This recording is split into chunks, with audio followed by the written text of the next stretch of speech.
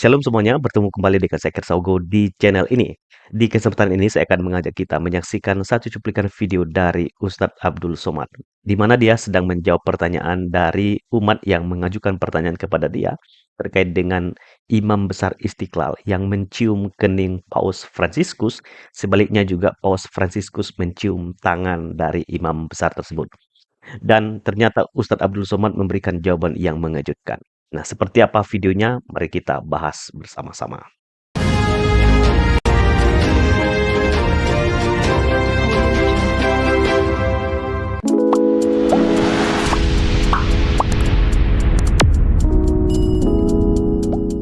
Bolehkah sampai mencium tangan kepala tokoh agama lain? Ini mancing saya untuk komen. Nanti kalau saya komen dipotong orang, lalu dilaga saya sama Imam Masjid Istiqlal. Khamar, zina, narkoba, judi, khamar, mengatakan Allah punya anak. Mana yang paling besar dosa? Mana yang paling besar dosa? Patutlah antum respect, karena antum tak tahu. Zina, judi, khamar, narkoba, mengatakan Allah punya anak. Mengatakan Allah punya anak. Kalau ada pezina, pejudi, peminum khamar, sanggup antum cium tangannya, antum cium kepalanya? Berjumpa antum sama 5 orang, pejudi, pezina, narkoba, pelakor, sama orang mengatakan Allah punya anak. Yang 4 ini sanggup tak antum mencium orang? Tidak kan? Apalagi ini? Hah? Paham? Jelas? Potong. Ya, itulah video dari Ustadz Abdul Somad ya, yang menjawab pertanyaan, apakah pendapat Ustadz Abdul Somad ketika melihat Imam Besar Istiqlal mencium kening Paus Fransiskus.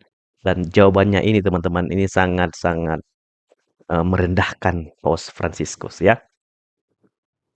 Jadi Ustadz Abdul Somad menyindir Imam Masjid Istiqlal ketika dia memberikan jawaban saat ada pertanyaan. Ya, dia menyindir Imam Besar Masjid Istiqlal, Bapak Profesor Nasaruddin Umar, pada waktu dia mencium Paus Fransiskus. Jadi di sini saya akan membahas setiap apa yang disampaikan oleh Ustadz Abdul Somad ketika dia memberikan jawaban dari pertanyaan tersebut. Nah, UAS di sini, teman-teman, memposisikan paus lebih rendah dari pezina dan juga pejudi. Ya. Dan UAS di dalam video tersebut mengajukan pertanyaan, dosa mana yang lebih besar antara zina, judi, kamar, ini kamar ini ya minuman keras ya, miras, narkoba, atau orang yang mengatakan Allah punya anak. Jadi Ustadz Abdul Somad mengajukan pertanyaan, dosa mana yang lebih besar antara pezina, judi, kamar, dan juga narkoba, atau orang yang mengatakan Allah punya anak? Nah, dari pertanyaan ini, umat yang ada di situ tidak memberikan jawaban ya. Maka dia katakan begini, patutlah antum respect terhadap apa yang dilakukan oleh Imam Besar Istiqlal. Lalu Ustadz Abdul Somad melanjutkan ya dengan memberikan pertanyaan. Kalau ada pezina, pejudi, peminum, khamar, narkoba, sanggup antum cium tangan dan kepalanya? Mereka ketawa dan mereka berpikir tidak, ya. Dan UAS juga melanjutkan ya. Berarti ya, yang ini saja tidak kita cium, maksudnya merujuk kepada poin ini. Yang ini saja tidak dicium, apalagi mencium orang yang mengatakan Allah punya anak. Lalu dikatakan, paham kan? Jadi yang poin ini saja tidak dicium, tidak diperlakukan dengan baik, apalagi orang yang mengatakan Allah punya anak. Masakan orang ini dicium. Nah, seperti yang saya katakan di awal, Ustadz Abdul Somad itu memposisikan Paus Fransiskus, bukan hanya Paus Fransiskus ya, tapi juga orang Kristen dan juga gereja Katolik yang percaya kepada Yesus sebagai anak Allah, ya, dia menganggap orang Kristen dan Katolik itu adalah orang yang lebih rendah. Dan itu tidak layak untuk diperlakukan seperti apa yang diperlihatkan oleh Imam Besar Istiqlal. Jadi teman-teman, UAS sedang menyindir umat Kristen dan Katolik karena kita percaya kepada Yesus sebagai anak Allah. Kemudian, secara tidak langsung UAS sedang mengatakan bahwa mencium kening paus adalah perbuatan terhina. Dan dia sekaligus menyindir Imam Besar Istiqlal, tapi sekaligus juga menyindir orang Kristen dan juga gereja Katolik. Karena kita percaya kepada Yesus sebagai anak Allah. Ngeri sekali Ustadz Abdul Somad ini ya. Jadi UAS ini memang selalu merasa dialah yang paling benar. Sangat negatif ketika melihat pemimpin agama.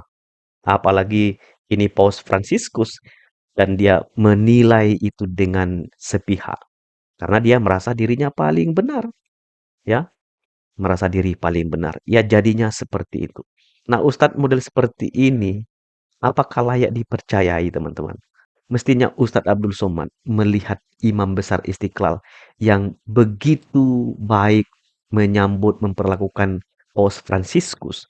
Itu bukan karena setuju dengan doktrin, setuju dengan apa yang dipercayai, bukan. Tetapi ini perlakuan sebagai sesama ciptaan. Nah, karena itu teman-teman di dalam video ini saya akan memberikan satu ayat firman Tuhan untuk kita boleh mengerti tentang anak Allah ya.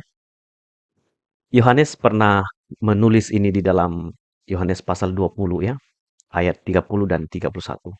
Memang masih banyak tanda lain yang dibuat Yesus di depan mata murid-muridnya yang tidak tercatat dalam kitab ini.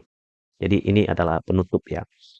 Lalu di ayat 31 dikatakan, tetapi semua yang tercantum di sini telah dicatat, supaya kamu percaya bahwa Yesuslah Mesias, anak Allah, dan supaya kamu oleh imanmu memperoleh hidup dalam namanya. Nah ini penting. Kata anak di sini tidak boleh dimengerti bahwa Tuhan punya istri lalu dia beranak. Tidak. Itu sama dengan logika sederhana ya. Naik kelas. Emang naik kelas itu kita pakai tangga? Tidak kan? Lalu ada anak tangga. Apakah tangga punya suami atau istri sehingga dia harus melahirkan anak tangga? Kan tidak. Nah, Yesus dikatakan sebagai Mesias. Dia adalah anak Allah.